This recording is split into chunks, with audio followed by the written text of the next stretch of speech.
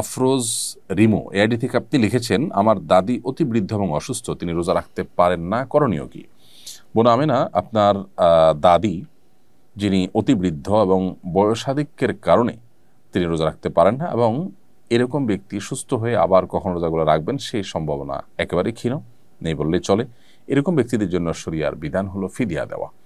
আল্লাহ রাব্বুল আলামিন কোরআনে হাকিমে বলেছেন, ওয়াদাল্লাযীনা ইউতিকুনাহু ফিদিয়াতু তাআম মিসকিন, যারা সিয়াম রাখতে শারীরিকভাবে অপারগ তারা সিয়ামের পরিবর্তে ফিদিয়া দিয়ে দিবে। ফিদিয়া হলো যতগুলো রোজা তার ভাঙতি পড়বে সেই রোজাগুলোর বিপরীতে একজন করে মিসকিনকে খাদ্য দিবে। সেক্ষেত্রে একজন মিসকিন দুবেলা খেতে পারেন সেরকম ব্যবস্থা করে দিবেন, এবং 30টা রোজার জন্য 30 জন মিসকিনকে দুবেলার খাবার দিয়ে দিবেন।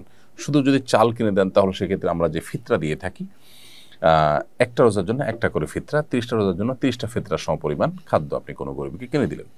আনুমানিক 1.5 কেজি করে চাল যদি আপনি প্রত্যেক রোজার জন্য দেন, তাহলে 30টা রোজার জন্য 45 কেজি করে চাল আপনি একটা ফ্যামিলিকে কিনে দিলেন অথবা কয়েকজনকে কিনে ভাগ করে দিলেন, তাতে ইনশাআল্লাহ বিদিনল্লাহ আপনার দায় মুক্ত হয়ে যাবেন।